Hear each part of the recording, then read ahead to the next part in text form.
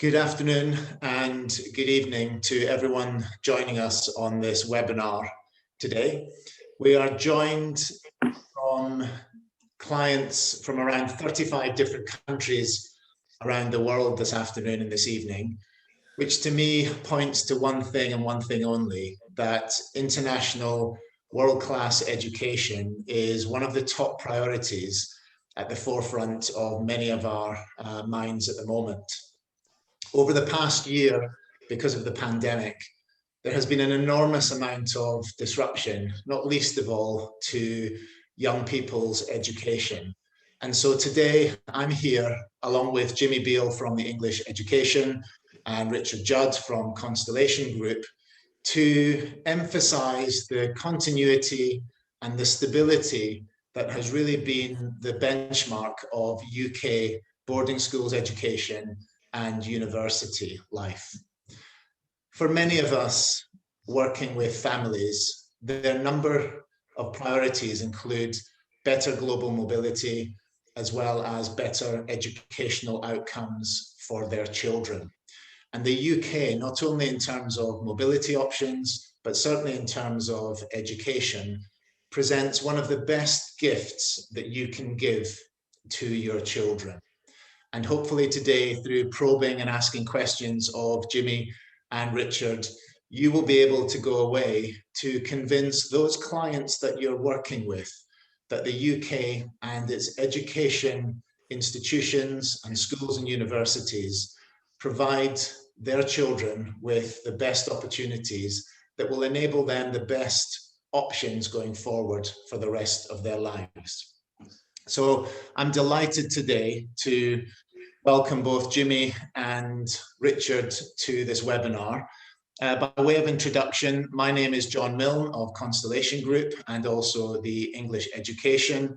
And my experience has been over 25 years of international education, both here in the UK, working with families from overseas, as well as working in the international arena as principal and headmaster of some other international schools.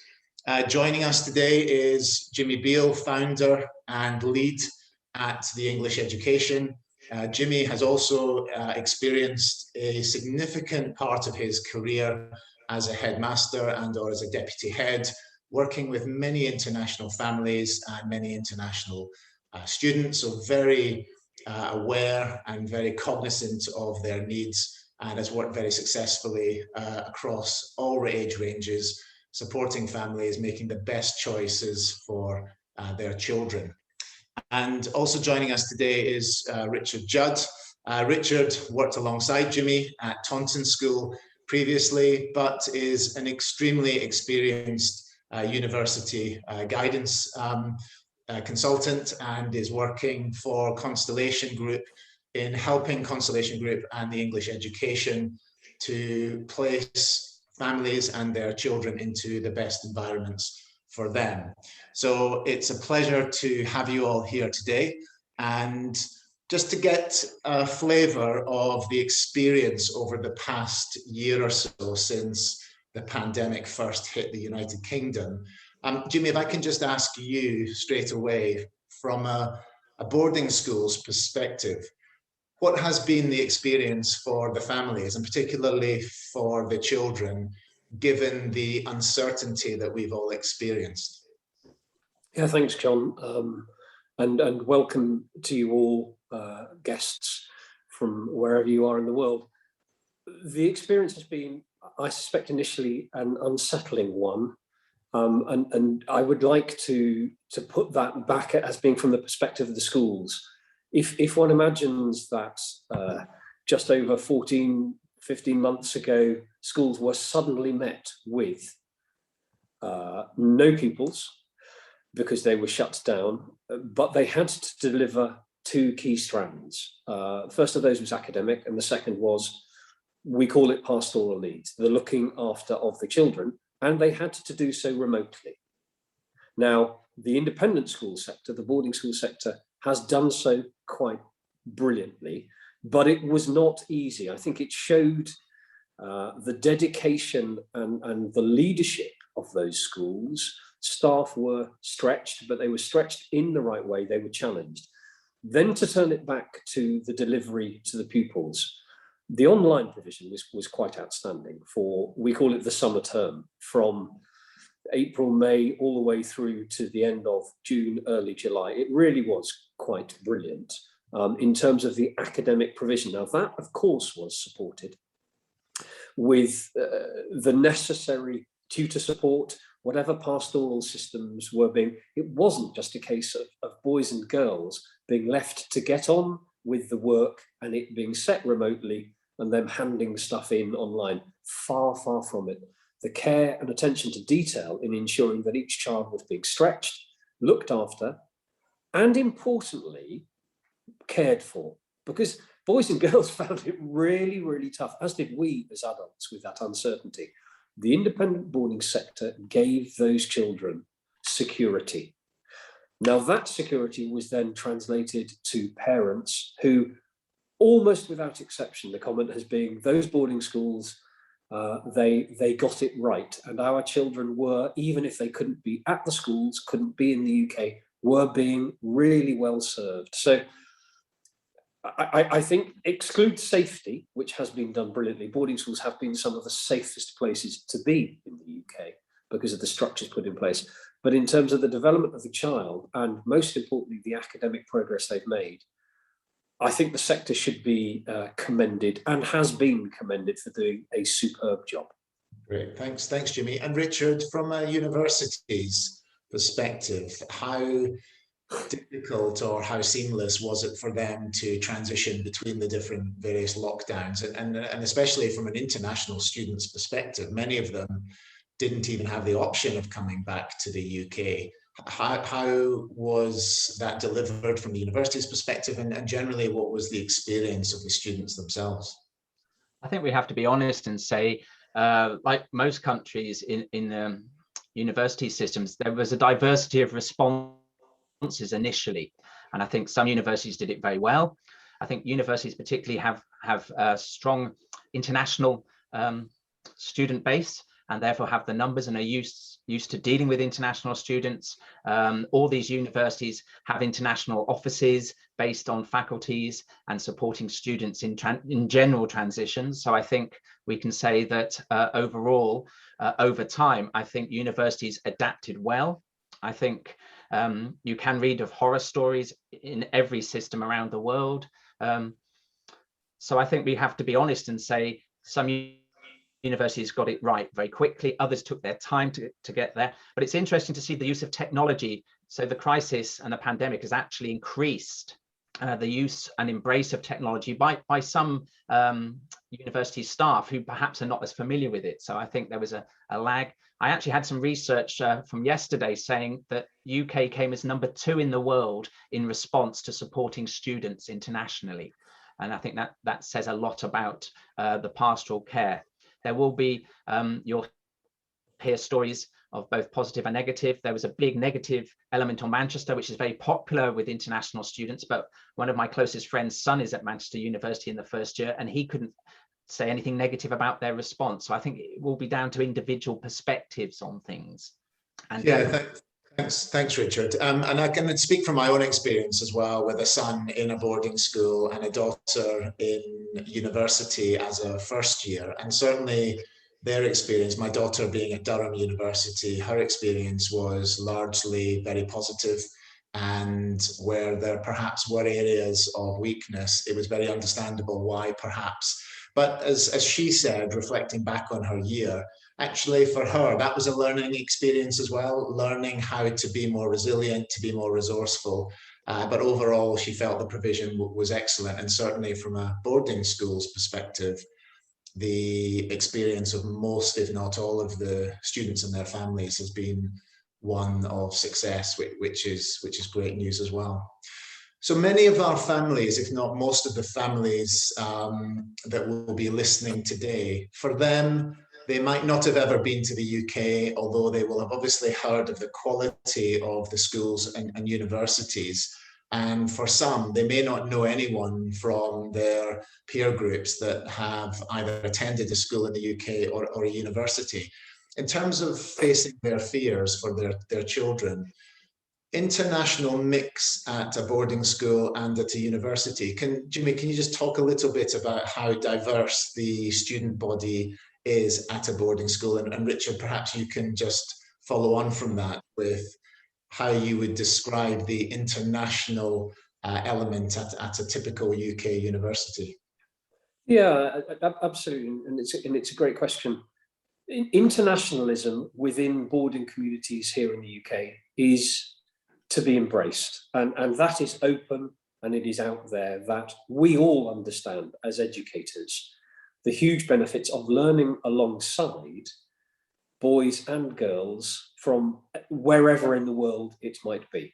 It is such an enhancement, both socially, culturally, and academically, that we learn from each other. So if we take it that the good schools here, the good boarding schools, all relish having boys and girls from different international communities, I think the key mix is the numbers and the breadth of that international community. If I were sending my child, who is English, across to a school somewhere else in the world, I would be looking for a school where there were possibly some other English children, but that there were children from all around the world, from all different cultures, to make the most of that internationalism. And I think that's something that parents must look at when they come across to the UK, when they're looking at school choices, is to go for boarding schools where openly they say, we have children from 30, 40 different countries, as opposed to just one or two. And I think that's a key.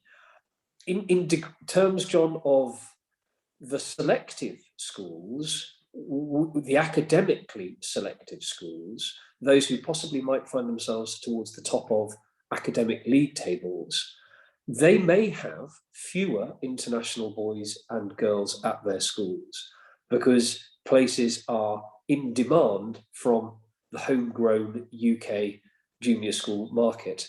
However, they will also be seeing the huge benefits of having international boys and girls, and there will be spaces available, just not quite as many of them possibly. Thanks, Jimmy. Yeah.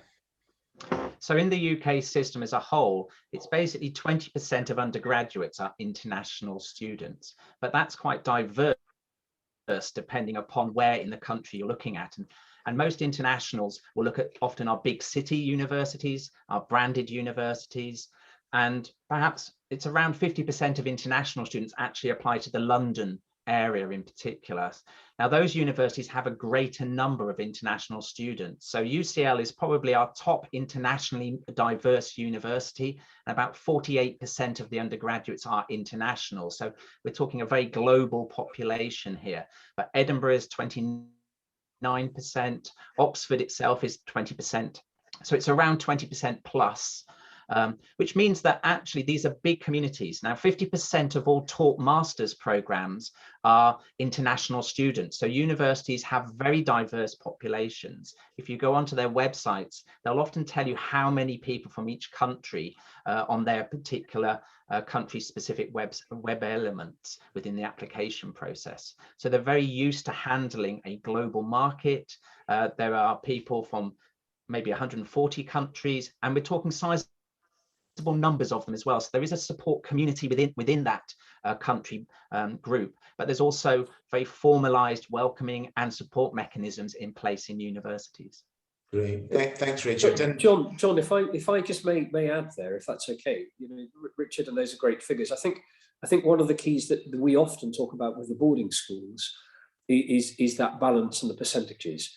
I will talk to parents often about the independent boarding schools where possibly 70% of the boarding community is international, and possibly within that 70%, 90% of that comes from one country. That is a very, very different experience to a school that limits its international boarding to possibly 20%, which is a really good sum, actually, 20% of its boarding community. And within that 20%, they still have 15, 20 nationalities represented. This is about choosing the right learning and social environment for each child. Yeah, great. Okay, thanks very much both. And so continuing with this theme of an international family considering schooling or university for the very first time, it's great that their children will be joining a very international and a very diverse community. But in terms of schools and universities, Richard, you talked about formal mechanisms. What are some of the examples of how a student is given a soft landing and a warm welcome into the different environments? What does that actually look like? And how could a parent be reassured that their child isn't just going to be dropped into a setting and then left to survive on their own? What support is in place? Yeah, if I start from the school's perspective, I think there are three distinct elements. I think care, attention to detail, and I would add communication. The care and attention to detail are put into process from the moment that application is considered. Schools do not want to be taking boys and girls who are not the right fit for their own schools. Schools are very, very different places. Each school has different strengths and different weaknesses. The schools will not wish to take in boys and girls who are just not going to succeed and be happy there. That care and attention to detail is taken through the process, whether it is the examinations, the tests that are prepared for international pupils. It's getting to know the children through interview that might be online. And it's the communication with parents, the constant communication with parents. The schools I work with bombard me with information to send, or they send it directly to parents themselves, to let them know who will be meeting their children, what their first days will be looking like, how often they will be hearing academic progress reports. And then when the child arrives, I think the international parents are genuinely surprised with the level of communication by those who are responsible for their children. And that might be, we can come on to this later on, the housemaster, housemistress, tutor, who, whether it be through WeChat, through WhatsApp, through Zoom communications, will be in touch with the parents. Now, obviously, if there are translation issues, those can be handled. But the will is there to make sure that the parents are happy, that they know their child is being well looked after. And that, it's not always going to be an absolutely smooth landing for a 13-year-old or a 16-year-old arriving in the UK. It doesn't matter. And we can't expect it always to be a smooth landing, but it's how that the bumps are smoothed out. So let's go back to care, attention to detail, and communication. It really does happen. Thanks, Jimmy. Thanks, Jimmy. Brilliant. Well, the softest landing I would recommend is actually if the student actually starts at a British boarding school, to be honest, because then you've got the high level of pastoral, very small class numbers, and that will feed through that they become familiar with the British culture, familiar with the British education system and style, and that would feed straight into university. But coming for direct entry into university, all universities will have an international office, and they will arrange events in the first week, orientation. Sometimes students are invited to arrive a little bit earlier in order for language lessons, for some, again, to strengthen that. But also alongside that, there will be some cultural lessons as well, in terms of familiarity with British culture and how we do things here, both within our education system, but also in the wider, broader culture. Often universities will have buddy systems where students will be mentored by somebody slightly older. There will be societies, perhaps regional societies, which students can join. So it's about building up confidence to step out and to mix. I think that's really, really important. And again, that care, attention to detail and communication, I think they're slightly older when they come to university. There's a little bit more expectations that it's not going to be all handed to them on a plate, but there's going to be strong support mechanisms around those students who would like more support. Those who have a little bit more confidence can step out knowing that the support is there if they need it. Yeah, great. Thanks, Richard. Thanks, Jimmy. And there's no doubt, and certainly from my own experience with my daughter going to university last September, October, that first interaction with the university is so crucial in terms of setting the tone and making them feel settled and comfortable And again, one of the strongest features of the UK education system, in addition to the quality of the academics, is that emphasis on the pastoral care and the holistic child, because if you can get that right, as we know, everything else flows out of that. So thank you very much both.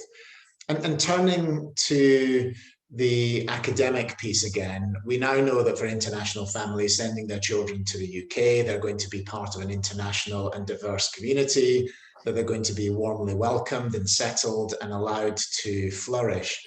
But in terms of the practicalities around the curriculum and the examinations that they will follow, and what that actually means, and I'm thinking specifically about A-levels and IB here, what are the options at boarding schools in the UK? And maybe Richard, once Jimmy's talked a little bit about the different types of examinations, maybe you could talk a bit about what does that actually mean in terms of entry to UK universities, and what are the real or perceived differences, if any?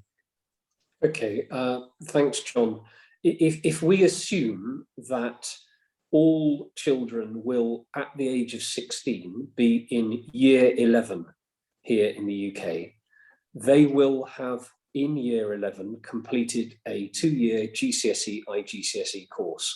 That allows them then to move into years 12 and 13, that we call the sixth form. Year 13 is the year in which they are 18.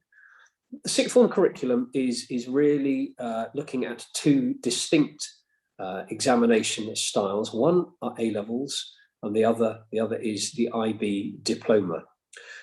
A-levels, children would normally choose 3, sometimes 4 subjects, and they would be studying those subjects in considerable detail.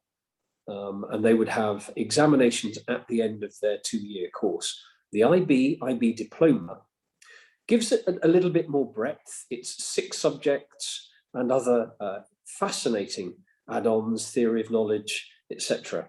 I think we need to always, when looking at which one is right for the international boys and girls coming into the schools, and the schools themselves will be checking on this, is where they come from, what sort of learning they have already encountered, and their own cultural expectations of learning. Because in some countries, and those who are joining us will know exactly what I mean, there is an emphasis upon learning knowledge and the regurgitation of knowledge for examinations. And it might not always be the most creative process where you are encouraging children to think why and to take academic risks.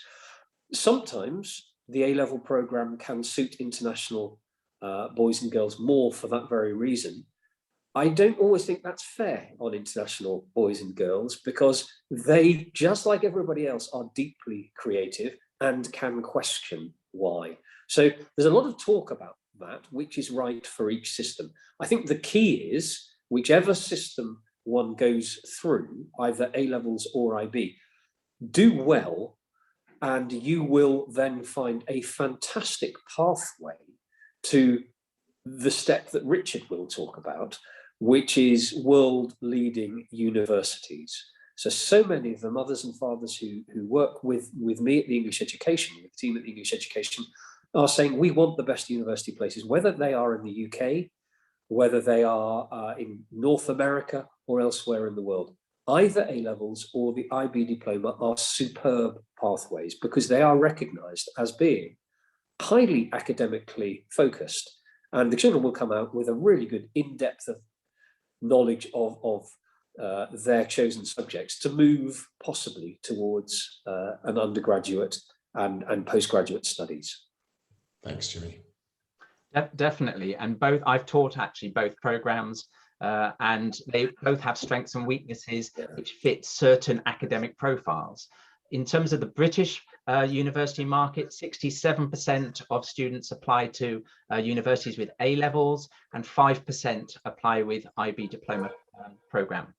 What we're looking at for the British system is we're looking at the 3 A-levels. Now, if you apply with more than 3 A-levels, your offer of application will generally be on the 3, because most schools will do 3.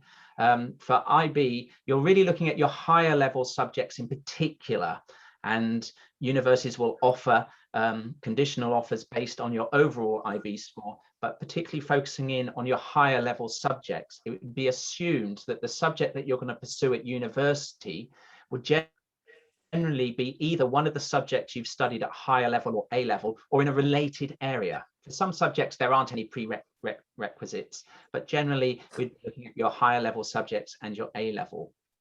Now, both A levels tend to go a little bit narrower and a little bit deeper. But the IB is a very complex and I think an excellent academic system which suits certain students particularly well.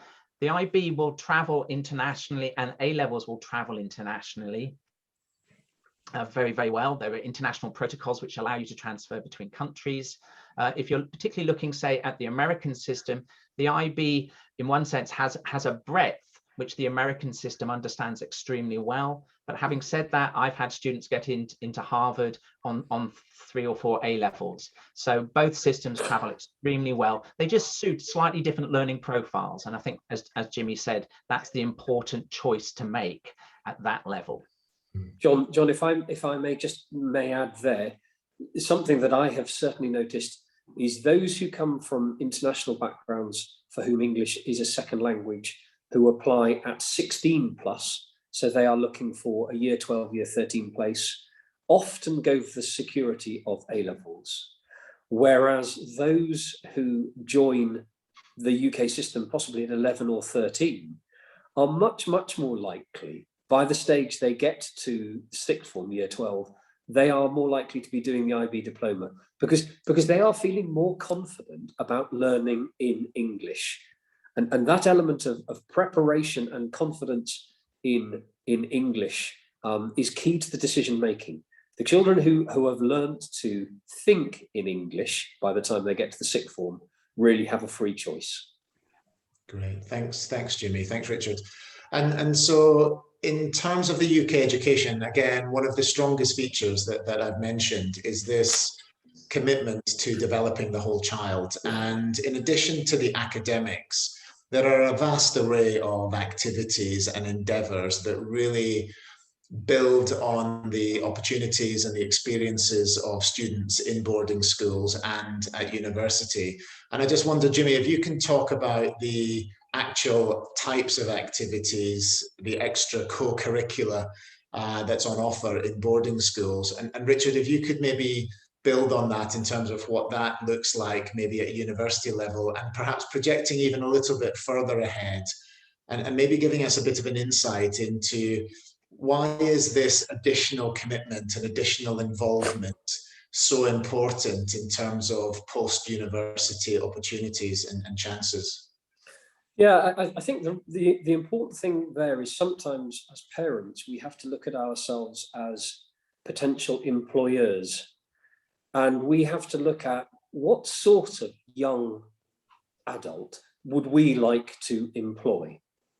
And I think very often, yes, we will have a benchmark of what academic qualifications, whether we want someone who's done fantastically well in their A levels and who has an undergraduate degree, or someone who may, have postgraduate qualifications as well. We still want to know that they have certain skills and characteristics that will make them successful in the workplace, because it isn't. Life is not just about academia, and it is not just about knowledge.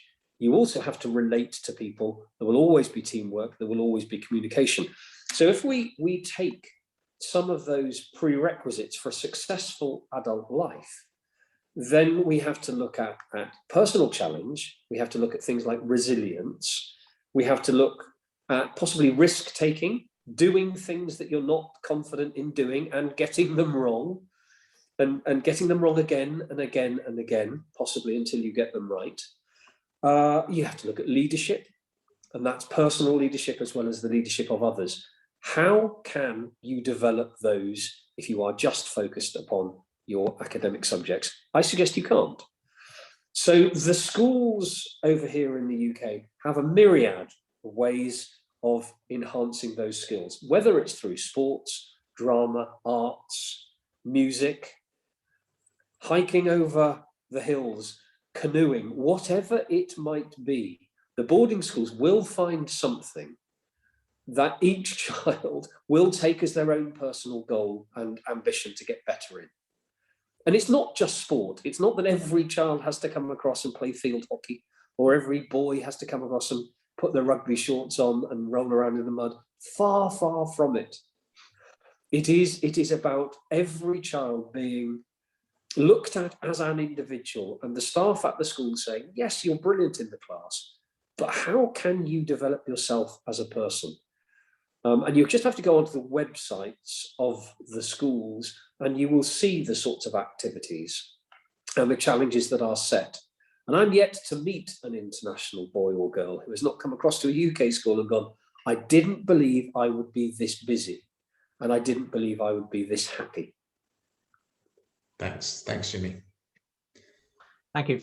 I just want to reinforce everything that Jimmy said. In a sense, that flows totally through into university and beyond, because your grades from university may get you the interview, but it will be your character that gets you the job. And so we're talking character and personality formation. We're talking soft skill or transferable skill formation. And universities in the last 5 years have really been driven by the British government to look at employability. And now employability is one of the huge metrics that are being used at universities. And therefore universities have finally, maybe perhaps we were late to the game, but now universities are very strong in looking beyond. And you'll see a lot of their marketing now is about employability. It's about enabling our young adults to enter the world of work, to flourish at the world of work, to be successful and pioneers in the world of work. So there's a lot of investment going into employability support at universities, and alongside of that is the vast range of societies that are available for students to run and be involved in. My eldest daughter is secretary of her university squash club and things like that. My younger daughter is vice captain of the ladies soccer team at hers, and those societies actually give them management and leadership responsibilities to nurture and to grow the team. So throughout the British university system, we're building on the experiences from these very good independent boarding schools and the skills that are starting to grow right at a very early age. I think one of the slight differences, and Richard, tell me off if I'm wrong here, is that by the time that the boys and girls, young adults are at university, there will be encouragement and opportunity. Some will never take that encouragement seriously and will not take the opportunity. And that will always be the differentiator. Yeah. Because an employer will say, yes, you've got a fantastic first-class degree, but what else did you do? At the boarding schools, we will find often international boys and girls who join who genuinely don't understand the concept of that there is more to life than the classroom. And I can just assure all the parents I talk to that they will be nurtured and encouraged to find their own thing.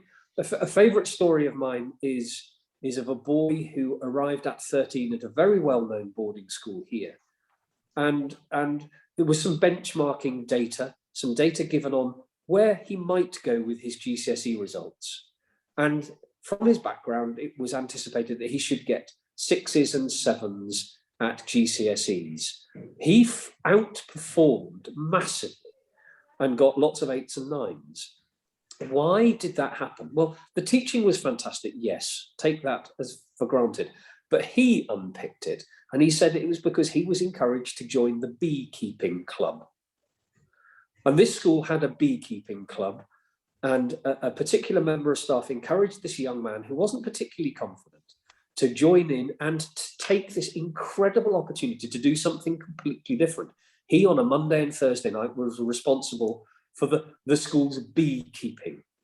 And he loved getting up in the mornings and he loved going to his classes because this was his passion. He will probably go on to be a world-leading expert in bees. That is why the boy really enjoyed his schooling. What is it? What will it be for each child? What will be their beekeeping club? And the boarding schools will find that particular aspect and encourage it so that the children are happy and motivated. Because if they're happy and motivated socially and they are challenged outside the classroom, I can just tell you with my experience in schools, they will do well within the classroom. Yeah. Thanks, Jimmy. Thanks, Richard. And I think the two key words coming out there from your comment are enabling and passion. And certainly boarding schools and universities allow students to find their niche in life and to develop that passion. And the statistics bear that out as well. If you look at the soft diplomacy that boarding schools and UK universities create, I think at current levels, it's something like 1 in 5 global leaders have had some form of UK education as part of their experience. So in terms of springboarding young people into greater things, not only is it about successful outcomes, but it's about the journey along the way. They will have a wonderful time at boarding school and also at university, but in the process become better people, and their prospects will be enhanced as well, which is really important for international families looking at what would be a significant investment in terms of their own resources, but also with their most precious commodity, their children, putting that in the hands of someone in the UK. I mean, in terms of the actual processes in getting into boarding schools, and then given that we're assuming a student would come to a boarding school and then go on to a UK university, what are the sorts of timelines that we're talking about and the various activities within that timeline that parents would need to consider to make a timely application? Okay, thank you, John. In terms of schools, I would always suggest to parents that they give at least 18 months prior to the September of entry to start considering their objectives, to start looking at what sort of school is right for their child, and then for choices to be made, applications to be made to a schools where there will be a good fit. For most schools, the process in terms of registration and application will be 10 months, 11 months before application. Sorry, before joining the school. So if one were joining a school in September 2022, now is about the right time and the last time to really be narrowing down to the schools that should be applied to.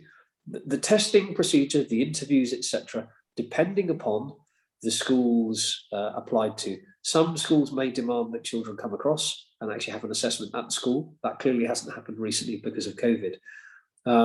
They will all insist upon interviews and academic papers being set. If we as advisors are able to support the family in terms of the extra work that might be needed in terms of enhancing applications, so be it. That's really, really good news. I will always get clients from anywhere in the world who at this stage, July, will still be looking for a place in September. We will always be able to find a place. Will it always be at the best school for the child? No, because sometimes those places will have gone. As long as parents understand the later they leave it, the less will be the choice, then all is good. Great, thanks, Jimmy. And in terms of a student that's in the sixth form, Richard, at a boarding school in the UK, and perhaps you can touch on an overseas applicants as well. What are the sorts of desired timelines would you advise? Okay, so working back, if you like, from the actual deadlines, the earlier you start, the better. So in the upper sixth, the year 13, that last year of sixth form, then application deadlines to university. We have a system where generally, based in this country and most people overseas, will apply through our UCAS system, which allows 5 choices at university. It's a one-size-fits-all form that you fill in and it's sent to all the universities. Well, the deadline for equal consideration of those courses generally is the 26th of January. They've just changed it post-COVID now. But if you're applying to Oxford and Cambridge, if you're looking at medicine and veterinary and dentistry, then that's the 15th of October of your upper sixth. But preparation can start, and in schools I've worked in, we start informal preparation, going way back before that, into really literally as soon as you get into the sixth form, we're starting that preparation. Particularly if you're looking at Oxbridge, you need that 2-year run-in to the application. And I think that's where internationals can sometimes come unstuck. I will deal with students who will turn up in August of their just going into their final year, and they've literally got 2 months to prepare for an Oxbridge application. They're up against students who've been preparing for 18 months to 2 years.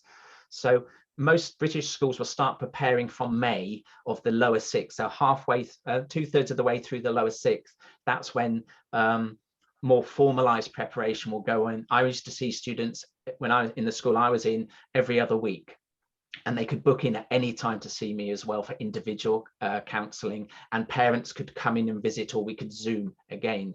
So the earlier the better is in terms of that. But we do have a formal system of application called UCAS, which students apply through. Great, thanks, Richard. Thanks, Jimmy.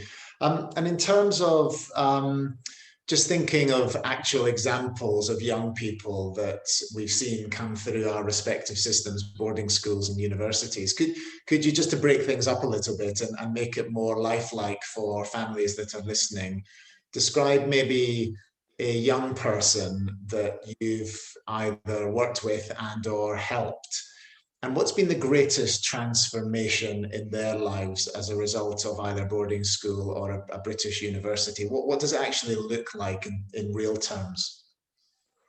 Okay, thanks for throwing that one in, John. Yes, a young man whose mother, he was aged 11, whose mother lived in mainland China, and she was desperately keen for him to get into one of the top named all boys schools, highly academically selective. And he was at the time at a very, very good international school in mainland China. I was able to say to her that the chances of that boy getting into the top named schools, and one of them was Eton, were pretty unlikely if it was direct entry for 13 plus. It was very unlikely to happen. Boy was academically gifted. What I convinced her to do was to look at it right now and to get him into what we call a feeder school, a prep school, a junior school that had an enhanced track record of sending boys to those fantastically academically selective schools. She made the decision to do so. This boy was placed in, at fairly short notice, a really super prep school. And he has ended up at Eton. So all has gone well. How has that enhanced his life? Well, it's a most astonishing education that he is receiving, and he has actually gone on a musical scholarship there. So the level of tuition he will be given is incredible. He will be given the most amazing opportunities. Will it be life enhancing for him? Yes, it will. Would he have been a super boy and continued to do well at his school in China? Yes, of course he would. But I think his route to possibly a music scholarship and an academic scholarship, possibly at an Oxford or Cambridge, has been significantly enhanced by the decisions he took, which were based upon, I think, good advice. So that's just one little example, but I would like to say that all the boys and girls, if we choose the right school for them, alongside parents, their lives are enhanced. And things just get better and better and better. And the more risks they take, the better their lives will become. Thanks, Jimmy. Working with students, for some students I work with for a long period of time, and you get to know the student and the personality. And again, this idea of fit, I think, is really important. Sometimes we start with students thinking particularly a branded university and a particular sort of standard course that they're looking for. There is huge diversity in the UK. Our famous branded universities aren't always the best at all subjects. Different universities, their size, their location, their specialisms, that actually some of the less branded universities have some of the better courses. And so the longer you can spend chatting with a student, getting to know them and helping them to understand. Interesting, I had an Italian student once who was very set on becoming a doctor. Now, if you're applying to medicine in the UK, that is very difficult because only 7% of all medical places are allocated to non-UK citizens. So but getting to know that student, now her ability was fine in terms of that, but it was clear that getting to know her personality and what she was really made her thrive and her passion in life, it was clear to me that actually what she really enjoyed was the science of medicine rather than being a doctor herself. And so through that journey of dialogue with her, I tentatively suggested to her that maybe she looked at biomedical sciences as a route, which would still allow at a future point, maybe to do postgraduate medicine, but perhaps she was a much stronger candidate that suited her holistically, her academics, but also her academic profile and also her personality. And I just love the fact that she emailed me about 5 months into her course of biomedical science at a good university in the UK. And she just said, I'm in love with my subject. You found the right place for me, that actually this is what I want to do for the rest of my life. And I think it's that relationship building. And sometimes the earlier you can get in touch with schools to build that relationship, or with people like myself, that it's about the whole person. It's not simply about grades.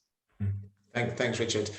And in terms of the choices that families have got internationally, clearly they will be presented with many in-country experts who will offer insights and advice on the best possible routes into schools and universities in the UK and around the world. And I suppose this is our pitch from an English education perspective and a Constellation Group's perspective. Why would a parent choose either you, Jimmy, or you, Richard, for their child's future aspirations? What is it that sets you apart and should convince parents that having your advice is the best advice that they will get? Okay, let me kick off there, and it's actually to big up Richard here in the first instance, because he worked with my daughter at a time when she was unsure, and he put her with superb, caring advice on the right pathway, and she has just graduated. And thank you for that, Richard. I would say, John, on the bigger question of why might we be in a better position to offer up-to-date, highly networked and specific advice to parents, is because of experience. And whatever people thought of me as a headmaster and as a deputy headmaster, I know my stuff, as does my team.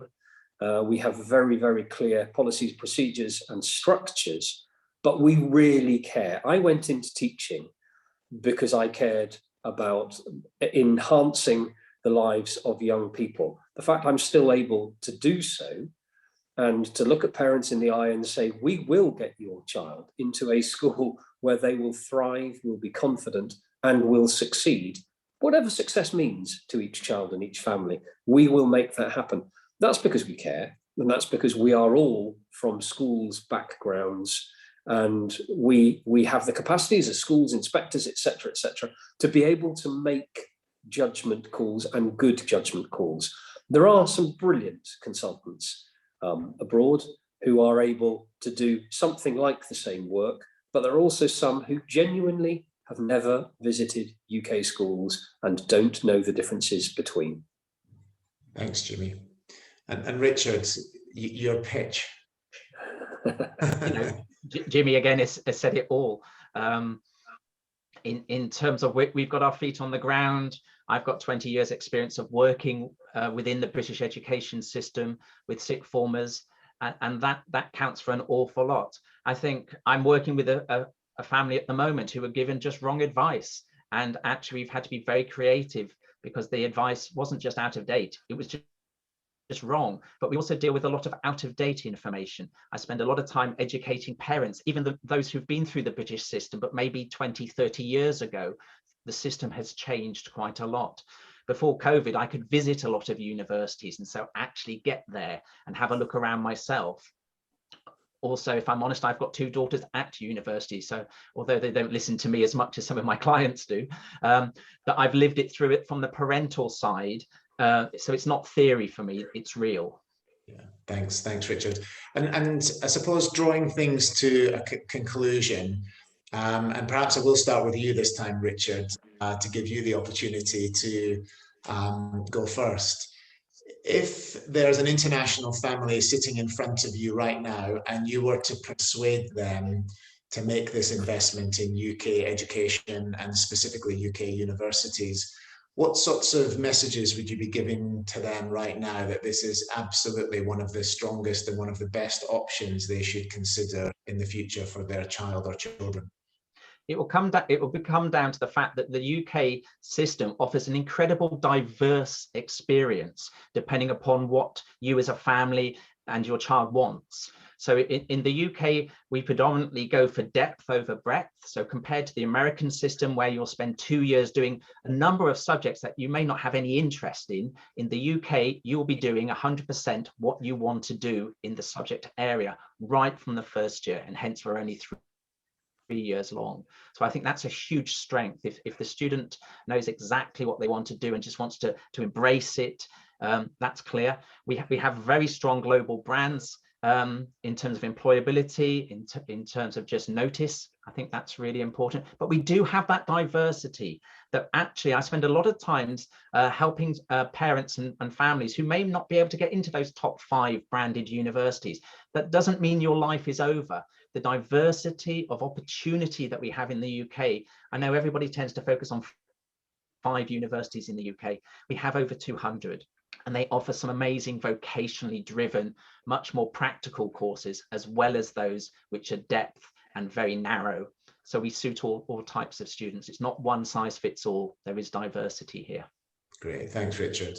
And Jimmy, boarding schools? Yeah, I think the key is that the boarding schools over here in the UK have an established reputation.